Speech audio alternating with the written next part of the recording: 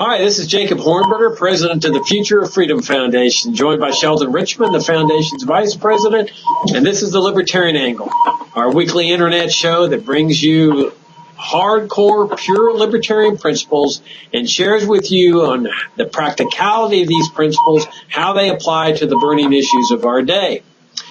We just got back from an absolutely awesome trip, Sheldon and I did. The odometer on the car reflected some 1,700 miles or so. It was absolutely fantastic. We took this show, the Libertarian Angle, on the road.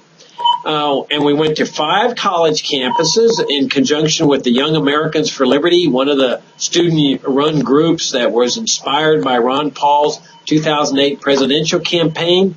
And each YAL chapter on each of the campus put together the venue and got the room for us, promoted it to their club members. Other people showed up, and we just had an absolutely fantastic time sharing ideas on liberty with these kids and others who showed up. Sometimes non-students showed up, and we ran it just like we did here. We have a 30-minute conversation with Sheldon and I talking about freedom and the principles of freedom and their application to what's going on in the world today, and it was just awesome. So what do you think, Sheldon? What's your feedback and perspective on the trip? Yeah, I agree with you. We learned a lot. I hope we taught a lot, but we certainly learned a lot because it's we always think of things in slightly newer ways when we encounter young libertarians who are curious. We had a range of people from rather advanced to beginners, and probably even a sprinkling of some people who knew very little about libertarianism and maybe wanted to learn something about it. So that feedback and the exchange is, I always find, not only exhilarating, but I mean educational. So it's I love doing it, and I'm glad we got to do it. Yeah, and one of the things about young people is, and I don't think this necessarily means that you have to lose it as an adult, but one thing about when you're young and you're a student is that there just seems to be this openness to the importance of ideals and principles and ideas, and it's just, the academic environment, the debates, the thinking, the reflection, trying to figure out what your worldview is, trying to decide where you're going to be headed in life. And it's an exciting time for a student and a young person because there's always going to be unknown in the world, but I think it's especially true when you're a college student. You're getting off the family goals sometimes, and you're facing life as an independent person, but especially there's this sense of principles matter and ideals matter, and I don't think you have to lose that as an adult, but I think all too many adults do lose that. They start getting battered by life and the vicissitudes of life and the bad things that go on in life, and that's one of the things that I get inspired with these tours. This is the second tour that Sheldon and I have done. We did one last fall down in the southeast, where we went to college campuses and drove on this tour from Florida up to North Carolina, and it's exhilarating for me because they inspire me with their passion and their commitment. We had some interesting debates and discussions that we can get into in more detail on this latest tour. I find this just really inspiring. I came up with my batteries charged up. I mean, you and I go down there with the idea that maybe we're going to charge up people's batteries and cause them to think at a little bit higher level when it comes to liberty. But gosh, we walked away kind of feeling pumped up ourselves. Well, and I think the dialectical process, we could call it, makes you appreciate your own position further in answering questions and in rising to challenges. It forces you to go deeper into your own beliefs and your ideology and theory, and you often come up with answers that you maybe never gave before because you've seen something in a slightly different light. And it's given you, and the whole environment has sort of induced you to make a connection that maybe you didn't fully appreciate. And so our side of it benefits as much as the other side does. And I think the other thing they learn is that it's very easy when you first become a libertarian. I remember this. It wasn't that long ago that I can't remember it. you read a few things and you're all full of certainty that you have an answer to everything, and then you venture out, you're looking for arguments. If you're on campus, or you may do this with your own parents, but you certainly will do it with friends and maybe even professors on campus. And every libertarian is going to have the experience more than once of getting slapped down because you don't know everything. Of course, nobody knows everything, ever, no matter what age. But when you're at the beginning, you do have this sense of it's all a priori, and I can deduce every answer. So therefore, I'm set. It's like someone who's learned a little karate and then goes out looking for a fight. Well, you find out real soon that you're not quite ready, and it needs more study, and you need not just the a priori that, say, Austrian economics provides, but you need historical knowledge. You need other knowledge that isn't a priori. And I hope we enlighten them on that count somewhat, because my great fear is that a young libertarian on a campus who's so full of confidence like that will get slapped down once or twice and give it up, thinking, well, this isn't what I thought it was. It's a humiliating experience to have a professor show me in front of everybody that I'm completely off base about something. I didn't know some historical fact, and I thought I did. And just, a person's maybe even slightly introverted might say, that's it. That's the end of this. I gave it a try and it's not for me. I would hate for that to happen. So we need, I hope we communicated the necessity to learn long term, and also a little humility, which we all need when we're talking about complicated things. Yeah, I think that the conversations that we had down there with respect to methodology were very, very interesting. And I was fascinated by the fact that many of these students have given very serious thought on how we sell libertarianism to others. And as you'll recall, many of our discussions were it pertained to the challenges that libertarians face in advancing libertarianism. But let me back up a step and kind of set up the framework for people. That the way we would do this, we'd start at 7 o'clock and in the evening, and Sheldon and I would engage in just really a spontaneous conversation with respect to the principles of liberty, the meaning of liberty. And I think the kids were kind of amused because Sheldon and I were sometimes disagreeing with each other on, how free people really are and so forth. And we would do that. We wanted to address domestic policy, and we wanted to address foreign policy. And so within that context, we would go wherever the conversation would take us. But our objective was to raise the vision of these kids to a higher level, to go beyond the reform syndrome. So many freedom advocates spend their lives, reforming the welfare state, reforming the warfare state, which, as we pointed out, is great. I mean, it makes life better for us serfs, but that we should not confuse this with genuine freedom. And which all too many freedom advocates, especially conservatives, believe it is.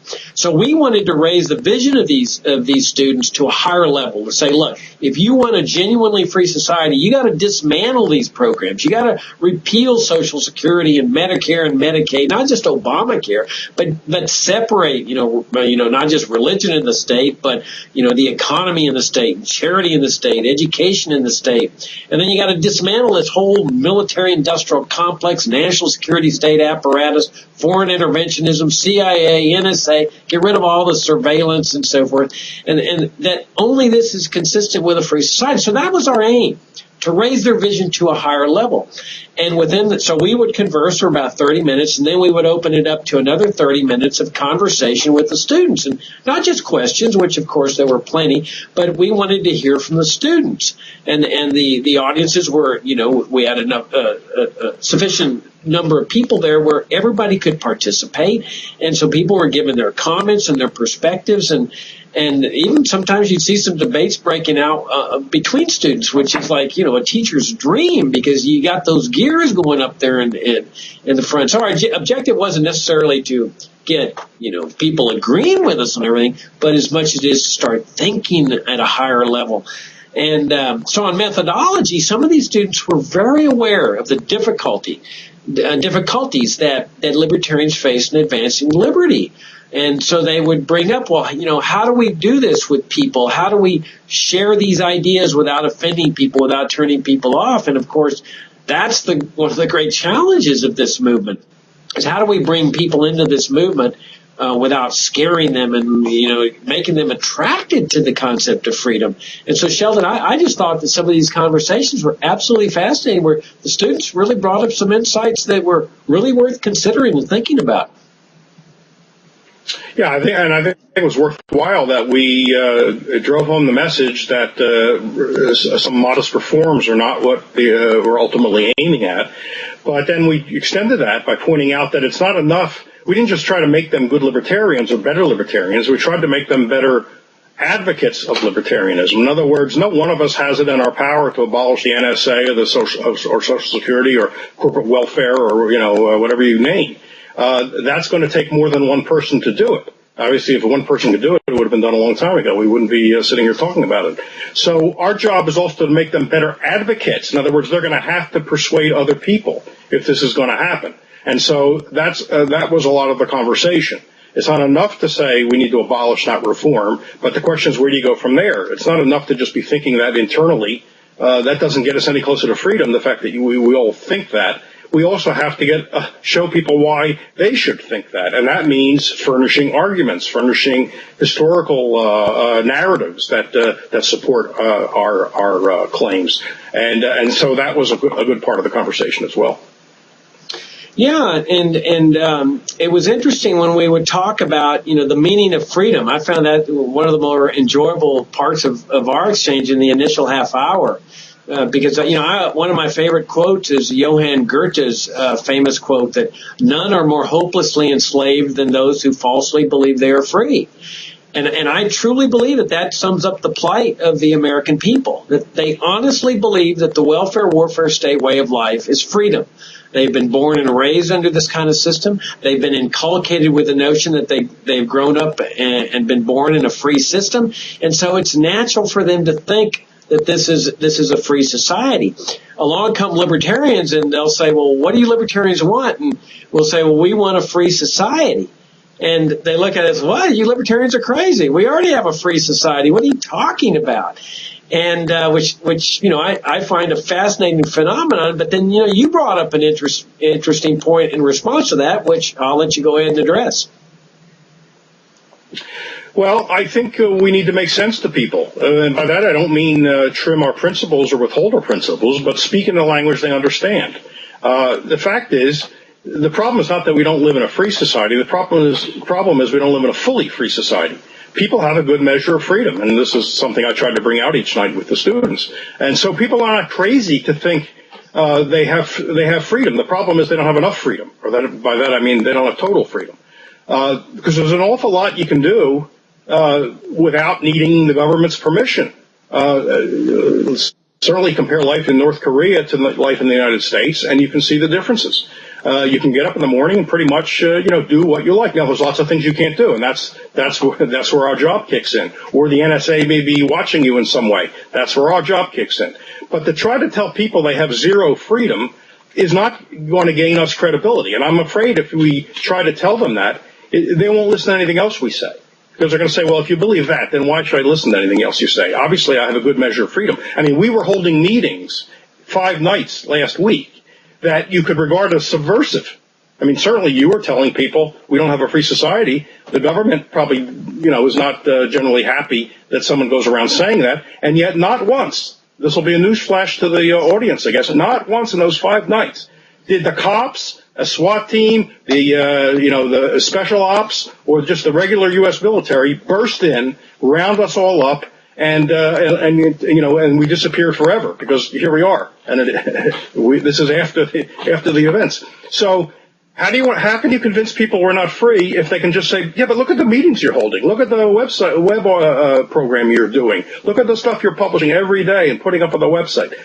Eugene Debs was sentenced to 10 years in prison for opposing the draft in a speech when the U.S. had entered World War I. In that respect, I'm more free than he was. So that's a little bit of progress. So while we have a lot to do, and there's a lot of important aspects in which people are not free, I don't think we're ever going to convince them that they have no freedom or that they're serfs. A serf was tied to the land. Nobody that I know of is tied to the land in the United States. So I think we have to give them the fuller story so that we gain credibility with them. Yeah, well, then I would come back and say, that people understand freedom of speech. They understand freedom of religion, freedom of the press. This is the kind of life in which we're born and raised, where people are free to read whatever they want and speak out whenever they want. Yes, you point out there's been exceptions in U.S. history, like in World War I, where the U.S. government was behaving like a totalitarian dictatorship. But yeah, you're right. But then it turns on a higher understanding of what it means to be free. And that's what gets us into the concept of economic liberty. That we libertarians look at it in terms of, look, if we're not going to have the majority rule on where we go to church, because I think everybody would understand that if the majority voted on that everybody had to go to church on Sunday by law, everybody would understand, hey, that's a violation of freedom. But what we libertarians are trying to do is to say, look, it's no different with what you do with your money. That you should be as free to decide what to do with your own money as you are what you do on Sundays or every other day of the week. And instead we have this system where the government seizes any percentage of income that it wants in order to force people to be good or force people to be responsible. Like Social Security, you have to take care of the elderly. By law, if you don't, you go to jail. Or Medicare and Medicaid, you got to help the poor and the elderly. They see this where all this force is taking place as something as part of freedom, when they would obviously see that if the majority were doing this in the area of religion, it would be a denial of freedom. So our job is to say, the principles that you hold over here on religious liberty apply just as much with respect to charity, what you do with your money, compassion and caring come out of the willing heart of the individual. Responsibility is an individual matter. If you want to save for your retirement, fine. If you don't, no one should force you to do that. And I think that's the challenge we face as libertarians in terms of showing people that this isn't a free society, especially when it comes to economics. Well, I agree that we have to show them they're consistent libertarians in one area, but not in the other area. We have to show them the contradiction and get them to resolve it in favor of libertarianism. It's sort of a Socratic operation there. One thing that would help us is, in this regard, is to stop compartmentalizing freedom. I don't believe and I don't like the idea of dividing liberty into economic freedom and whatever the alternative is, personal freedom. Because if you do that, then you've given people some grounds, perhaps, to have different rules in the respective spheres. But if you don't talk about it that way, if you talk about it as a single sphere of freedom, then there's a harder time to justify why there should be separate rules. And let's face it, in our own lives, this is a point Thomas Sowell made long ago, we don't have economic ends, we have ends. Some of our ends involve using money in exchange in the market. Some of our ends don't involve using money in exchange in the market. They're still our ends. They're human ends. They're ends designed to enhance each of our individual lives. And so I don't think we should divide it up and make it sound like these are two spheres, separable spheres, and then because people will say, okay, well then maybe there are grounds for different rules. And then we have to say, no, there's no grounds for different rules. Well, that's not even given that excuse. Let's stop talking about different spheres of liberty. There's only human liberty, period. That's how I like to present it. Well, then the other thing we talked about, we didn't just talk about what I call the moral case for freedom, but we also talked about the pragmatic case for freedom, which you kind of took me to task on also. You said, well, there's really just one case for freedom. But I don't see it that way. I see it as, people have a right to be free, and what are the consequences of an interventionist welfare state or interventionist national security state? And so we show people the horrific consequences of the welfare warfare state. And I like to bring it up in the context of poor people, that, liberals or leftists or progressives, whatever label you want to put on the status on the left, believe that the welfare state helps the poor, minimum wage laws. And so it was fun, talking to these students in terms of this is a disastrous way of life for the poor. The minimum wage law has been a disaster. I mean, we've addressed this on this program several times, and the national security state, which we can talk about in a few minutes, has been a disaster in terms of our own freedoms here at home, our financial and economic well-being, not to mention the disaster it's been for people overseas.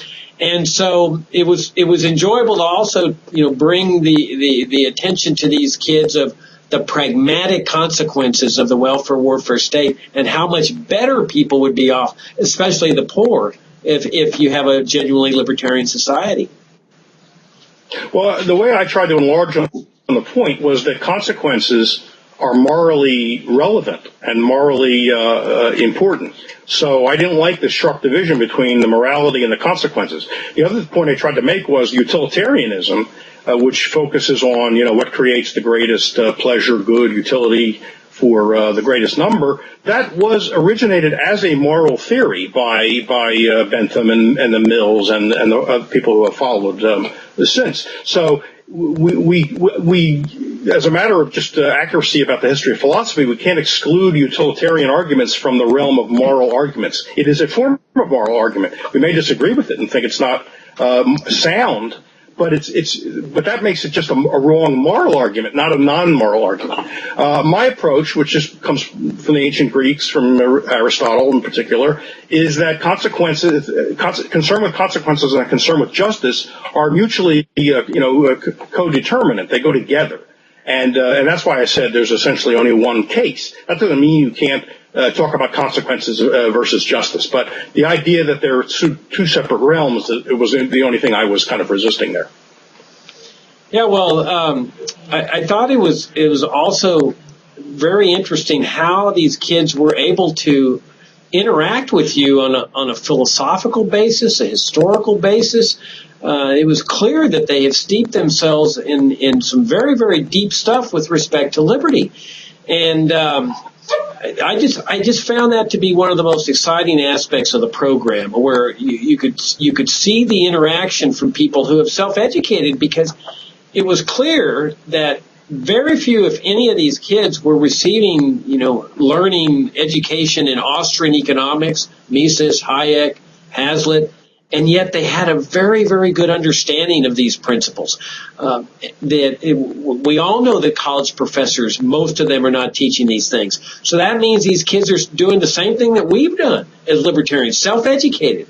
In the summers or on weekends or whenever, they're studying Mises and Hazlitt and Hayek. And what I found interesting is so many of them had a familiarity with some of the stuff that we would talk about, like Bastiat's famous little booklet, The Law, or his Candlemaker's Petition, or Leonard Read's I Pencil essay, or Henry Hazlitt's Economics in One Lesson, Mises's Economic Policy. One kid told me that he had read all of Human Action by Ludwig von Mises. That's what I found so inspiring, is that these kids have taken the time and the trouble to study on their own, and it really goes to show you this passionate commitment to libertarianism that is inherent in so many of these kids and that we interacted with. Well, of course, in our age now, one of the great barriers to that has been removed, namely the internet. I mean, when we were coming up, we would have to scrape the money together to buy the books, and that wasn't always easy to do. Today, most of that stuff is online for free. And we can't thank the spontaneous order of the internet and the wiki nature of the internet enough for that, because that makes it accessible. Human Action you can read online, all this other most of this other material you can find online, and that's a huge barrier lowered to the interested student and young person who wants to be able to take his tablet or take his laptop and go off and learn this stuff. So hats off to the internet. Yeah, well, in our remaining time, we should also say that we addressed foreign policy, civil liberties, the national security state. You'll recall we did our big conference within a conference at the Students for Liberty Conference, another student organization that was inspired by the Ron Paul campaign, where we wanted to raise the vision of students and young people to the critical importance of civil liberties. I mean, I happen to believe that the warfare state poses a much graver threat to our freedom and well-being than the welfare state does. And so we go on these college campuses with the idea that we want to share this perspective with these kids, that because especially since they've been brought up in the post 9/11 era where, terrorism, and that they don't often hear the role that U.S. foreign policy plays in engendering the anger and hatred that produces this constant threat of terrorism. And so we wanted to bring the big picture to them as to why this way of life is so destructive of liberty and a prosperous system. In fact, one of the most exciting parts and fascinating parts is that, in the first four venues where we went to, Sheldon, most of the talks, the commentary period, the audience participation revolved around, domestic issues, philosophy, the nature of freedom. That last session over at the University of Vermont up in Burlington was absolutely fascinating because the entire conversation, much to our surprise, revolved totally around foreign policy, with some kids disagreeing with us. And so you had this active debate taking place. It was absolutely fantastic. Yes, it's true. That the one that was kicked off by the first student to ask a question, who happened to be from England, and I don't know whether that maybe he felt he had some different perspective being from outside of our hemisphere here, and the others took the lead, and we got into interesting areas about what do you do about an unstable regime that has nuclear weapons and things which are of course tough questions, but it did make for very good discussion. Yeah, and the fact that session, you and I were exhausted after a week of, driving I think you drove about 1,400 miles or something. I was longer because I drove all the way back to Virginia after leaving you off at the plane. And we were tired after 5 days on the road and doing these sessions. And that last session, the kids stayed for an extra hour. I mean, we went from 7 to about 8:15, and we didn't get out of there until 9:30 because they all wanted to hang out and continue talking with us, which we did because we love it too. But it was amusing. It was the last leg of our trip, and we're there working till 9:30 and 9:30 o'clock. So it was great. Let me go over the venues that we went to, because we're very, very appreciative for the Young Americans for Liberty for doing this with us, and for putting on the venues and all the work that the chapter presidents did to get the lecture hall and promote it to their club members and others on campus and others in the community. We're very, very appreciative for all the work. We know how much work goes into these venues, but we started out at Grove City College, which is fantastic because, one of the heroes, one of the people that had a big influence on me was chairman of the department at Grove City for many, many years. That's Hans Senholz. And his books on economics were fantastic. Hans got his doctorate under Ludwig von Mises. And I'd recommend all of his books. And I'm sure they're still in print. Maybe you can even find them free on the internet. And then we went from there to Penn State University at State College in Pennsylvania. Then we worked our way north to Binghamton College in New York. And from there, the University at Albany, in of course, Albany, New York. And then from there, we drove all the way up almost near the Canadian border up in Vermont to a beautiful little town called Burlington, Vermont. Highly recommended. Just absolutely awesome. And so we did some quite a bit of traveling and sharing ideas on liberty, and Sheldon and me engaging in argument and debate in a car along the way. So it was a fantastic trip. What do you think, Sheldon? No, it was. I enjoyed it all, and I loved meeting all the students, and I think they all enjoyed it, all had a good time, and I think it was beneficial all around, everybody involved. Yeah, I think they enjoyed it. They seem to have enjoyed it because it's not the type of thing they're getting in their classrooms. They're getting the standard Keynesian model building and the standard, stuff that you get in economics classes in college, and so. It was interesting to hear their discussions about how they have these YOW meetings where they get together and discuss ideas amongst themselves. And so for us to come in here and discuss the pure, uncompromising case for liberty, which they don't often get, I think they seem to have enjoyed it and interacting with us and asking us questions and giving their perspectives and debating and discussing. To me, it was just an absolutely awesome time. But anyway, that's it. Our time's run out for this week's Libertarian Angle. Thanks for your great support of FFF. it enables us to do these types of programs. And we'll see you next time.